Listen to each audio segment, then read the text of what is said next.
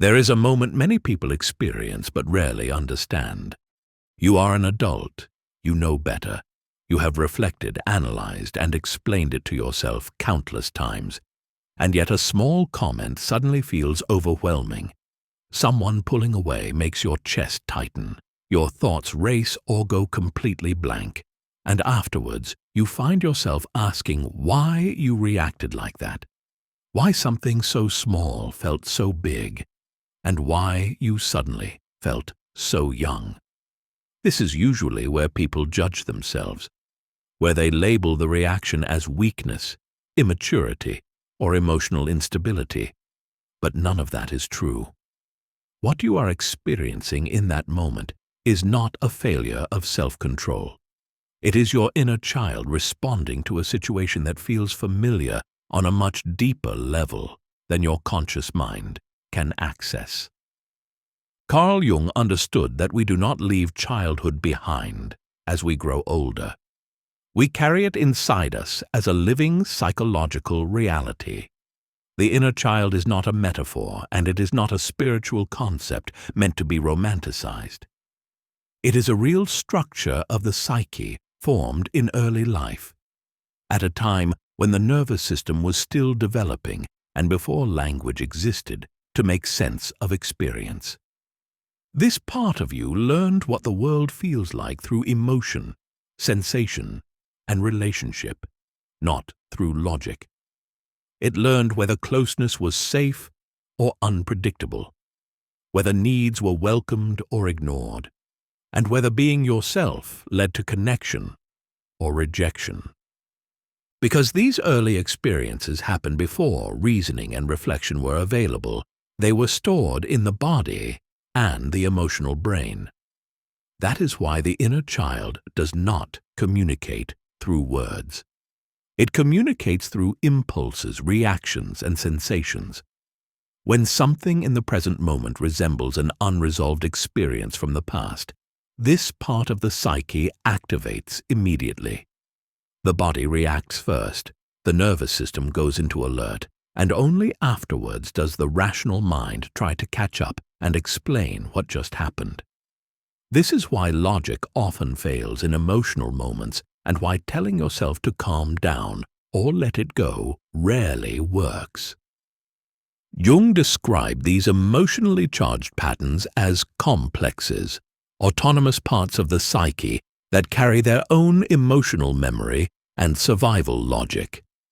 When a complex is activated, consciousness narrows and the reaction feels urgent, intense, and deeply personal. The inner child is at the center of many of these complexes. It holds the memory of what it once cost you to belong, to be loved, or to be safe.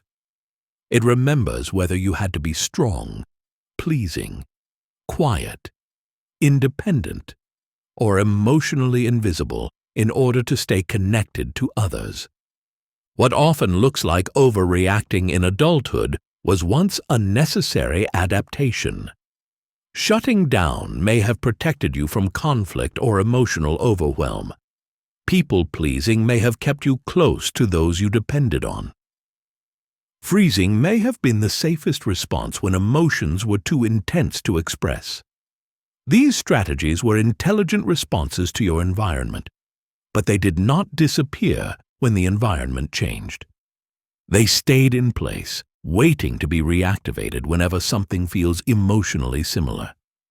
This is why certain situations feel disproportionately painful, especially in close relationships. Distance, silence, emotional withdrawal, or subtle changes in tone can trigger reactions that feel overwhelming and out of proportion. In those moments, it is not the adult part of you that is responding. It is the younger part that once experienced closeness as uncertain or unsafe. And for that part, emotional connection was not just about comfort, it was about survival. Understanding this changes everything. It shifts the question from what is wrong with me to what part of me is being activated right now. The inner child is not trying to sabotage your life. It is trying to protect you using strategies that once made sense. Healing does not begin by fighting these reactions or forcing yourself to be different. It begins by recognizing what is actually happening beneath the surface.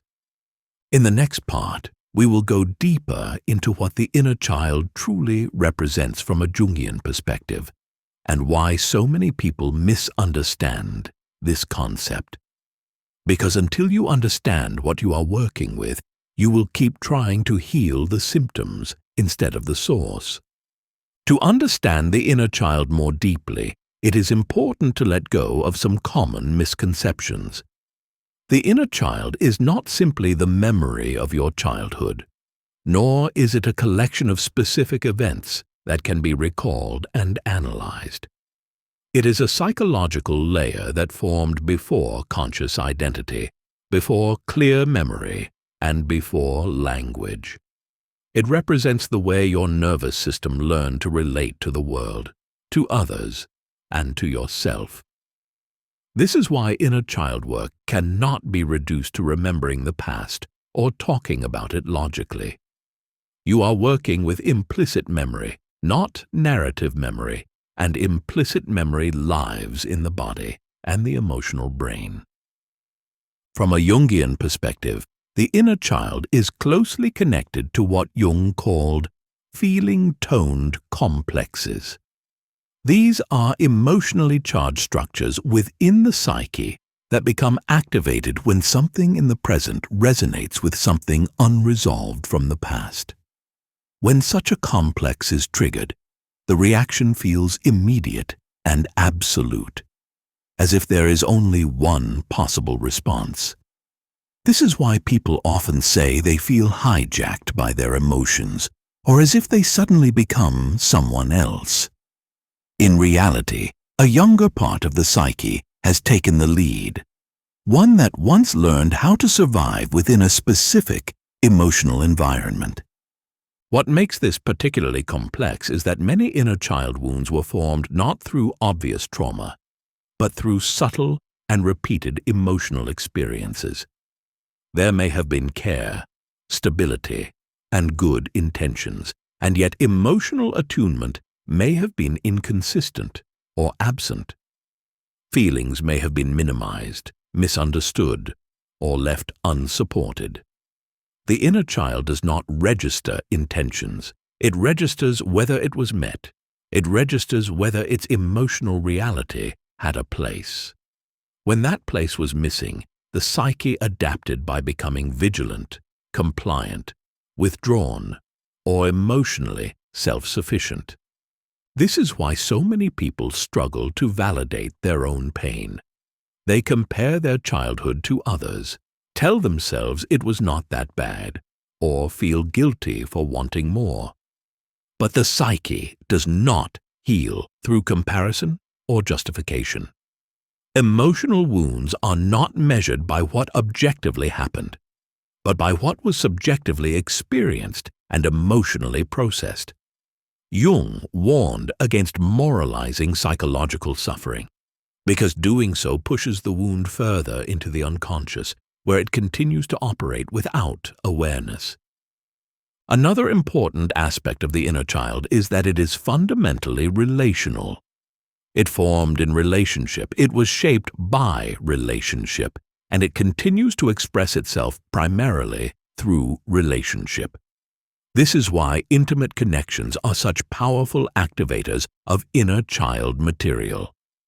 Romantic relationships, close friendships, and even therapeutic relationships can awaken old emotional patterns that feel far more intense than the present situation would seem to justify. In those moments, you are not simply responding to the person in front of you, but to an entire emotional history that has been reactivated. The inner child also becomes more visible during moments of vulnerability. Fatigue, illness, stress, or emotional overload can weaken the adult self's capacity to regulate, allowing earlier layers of the psyche to surface. This is often when people feel most confused by their reactions because they suddenly experience emotions that feel irrational overwhelming, or childlike. But this is not a regression. It is a signal that the nervous system has reached a threshold where old patterns are resurfacing in search of regulation and safety. Understanding the inner child in this way shifts the focus from fixing behavior to understanding function. These reactions are not random. They once served a purpose. They helped you adapt to an environment that could not fully meet you. And until the inner child feels that something has changed on a deep, experiential level, it will continue to rely on the same strategies. Insight alone is not enough, because insight does not automatically create safety. Safety is something the nervous system learns through repeated experience. In the next part, we will explore how the inner child shows up in everyday adult life, particularly in emotional triggers and relationship dynamics. Because once you begin to recognize these moments as expressions of an inner child state, you can start responding differently, not by suppressing the reaction, but by understanding what it is asking for. One of the most direct ways the inner child makes itself known in adulthood is through emotional triggers. A trigger is not a sign that you are weak or overly sensitive, but an indication that something in the present has touched an unresolved emotional memory. When this happens, the nervous system responds first. The body reacts as if an old situation is happening again, even though the mind may know that it is not. This is why triggers feel sudden and intense, and why they are often followed by confusion or self-criticism. The reaction seems disproportionate because it does not belong entirely to the present moment. In relationships, this becomes especially clear. Emotional closeness activates the same systems that were shaped in early life, when connection was essential for survival. When a partner becomes distant, distracted, or emotionally unavailable, the inner child may interpret this as a threat of abandonment, even if there is no such intention. The resulting response can take many forms. Some people feel an urgent need to restore connection and seek reassurance, while others withdraw, shut down, or emotionally detach. Some experience a freeze response, feeling stuck and unable to act or speak. These reactions are not conscious choices. They are automatic responses that once helped regulate overwhelming emotional situations. What is often misunderstood is that these patterns are not about the other person. They are about the meaning the situation has for the inner child. The adult mind may tell itself that the situation is manageable, temporary, or not personal. But the inner child is responding to an older emotional reality where closeness was fragile or inconsistent. This is why reassurance from others often brings only temporary relief. The nervous system is not responding to words, but to perceived safety, and that safety must be experienced rather than explained. Over time, these inner child patterns can shape a person's entire relational style. Some people become hyper-attuned to others, constantly scanning for signs of disapproval or withdrawal. Others learn to rely primarily on themselves, keeping emotional distance to avoid disappointment. Some alternate between closeness and withdrawal, caught in an internal conflict between longing and fear. These are not fixed personality traits. They are adaptive strategies that developed in response to early relational experiences. The inner child also shows up in the way people relate to themselves. Many individuals repeat the emotional environment of their childhood internally. They dismiss their own needs, criticize their emotions, or expect themselves to function without support. This internal dynamic can be just as painful as external relationships because the inner child experiences the same lack of attunement it once faced from others. In these moments, the sense of loneliness or emptiness often intensifies, not because there is no one around, but because the inner relationship is missing. Understanding this changes the role of triggers. Instead of seeing them as problems to eliminate, they can be understood as messages from a part of the psyche that is still seeking safety. The intensity of the reaction is proportional to the importance of the unmet need. When you begin to see triggers in this way, self-judgment slowly gives way to curiosity. You stop asking why you are like this and begin asking what this part of you learned and what it still needs. This shift is subtle but profound. It opens the possibility for a different kind of response, one that does not aim to suppress the inner child, but to stay present with it. That presence is what was missing in the first place, and it is also what makes healing possible. In the next part, we will look at why inner child healing so often feels frustrating or ineffective, even for people who understand these dynamics very well. Because knowing where something comes from is not the same as creating a new experience, and the inner child only changes through experience. Many people reach a point where they understand their inner child patterns on an intellectual level, yet feel stuck emotionally. They can identify their triggers, recognize their attachment style, and trace their reactions back to earlier experiences, but the same emotional responses keep returning. This often leads to frustration and self-doubt, as if healing should already have happened by now. What is usually missing in these situations is not insight, but a different kind of experience, one that speaks directly to the nervous system rather than the rational mind. Inner child wounds were formed in moments where emotional experience could not be safely processed. These moments may have involved neglect, unpredictability, emotional overwhelm, or subtle misattunement. Because the child did not have the capacity to regulate these experiences, the nervous system adapted by developing protective strategies. These strategies became automatic, and they continue to operate long after the original context has changed. This is why healing cannot be forced through willpower or understanding alone. The nervous system does not respond to instruction. It responds to repeated signals of safety. One of the most common reasons inner child healing fails is that people try to bypass discomfort. They want to feel better without fully feeling what is there. They use affirmations, reframing, or spiritual concepts to move away from pain rather than toward it. While these tools can be supportive, they cannot replace the experience of being emotionally met.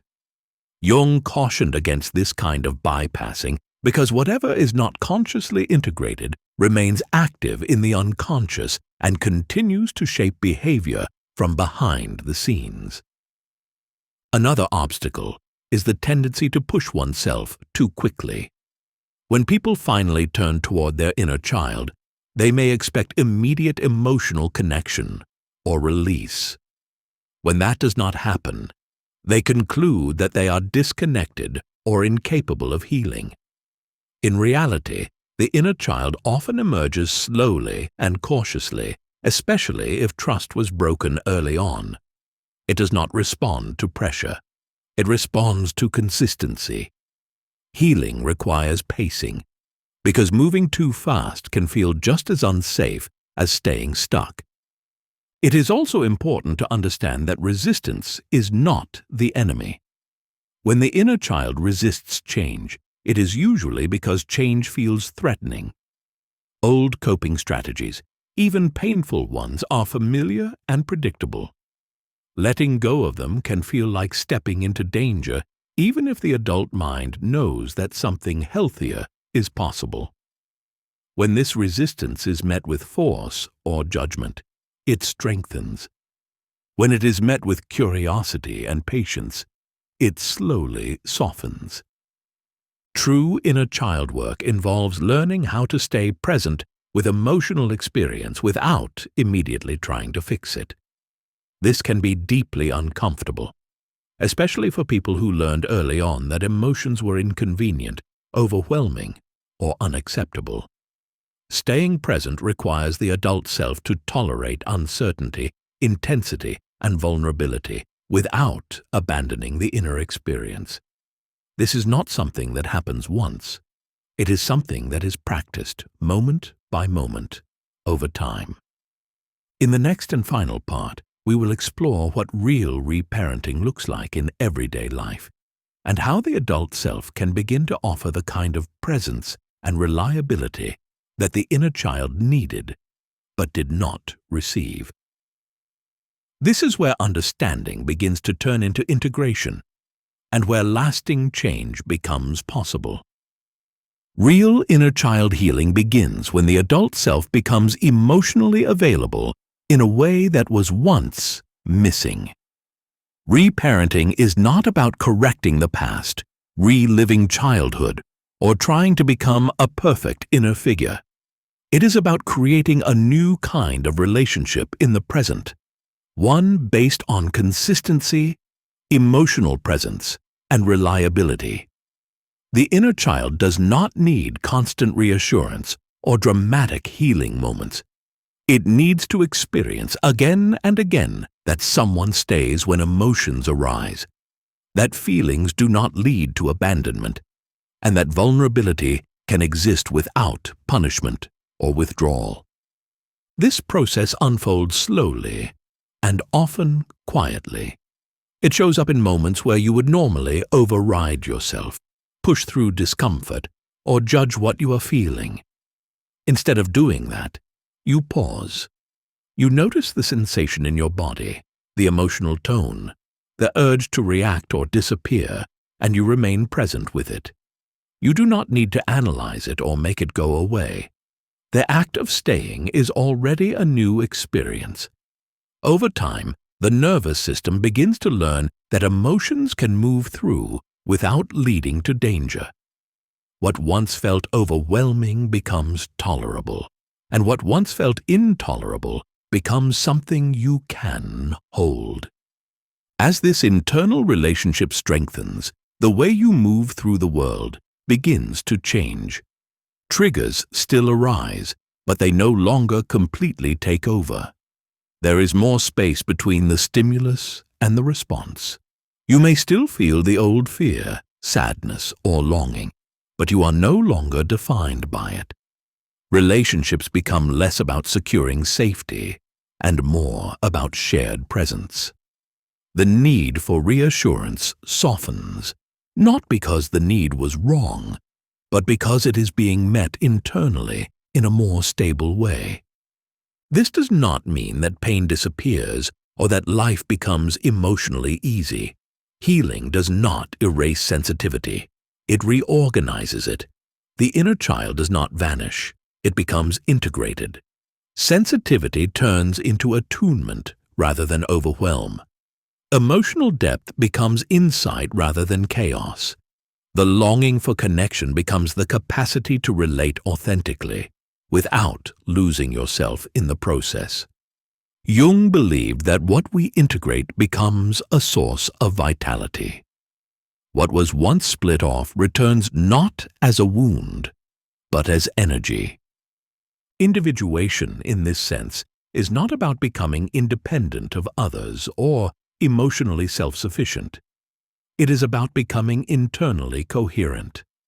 The adult self and the inner child are no longer in opposition, where one tries to control or silence the other. They exist in relationship. The adult provides containment and perspective, while the inner child brings aliveness, feeling, and truth. When these parts are connected, choices become clearer, boundaries become more natural, and emotional life becomes more fluid.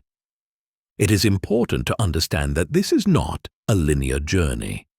There will be moments where old patterns resurface, especially during stress, loss, or major transitions. This does not mean you are going backwards. It means the psyche is asking for renewed presence. Healing is not measured by the absence of triggers, but by how you respond when they appear. Each time you stay with yourself instead of abandoning your inner experience, something deep inside reorganizes. If you recognize yourself in this process, if you see these patterns in your own relationships or emotional life, then know this: nothing about you is broken. Your nervous system adapted to what it was given. Your reactions make sense in the context in which they were formed. What is happening now is not failure, but readiness. Readiness to relate differently, to listen rather than fight, and to offer yourself the safety that was once missing. If you want to continue exploring depth psychology, Jungian perspectives, and the emotional patterns that shape our inner and relational worlds, I invite you to subscribe to this channel. Here, we do not rush to fix what is human. We take the time to understand it, because understanding is often the beginning of real, lasting change.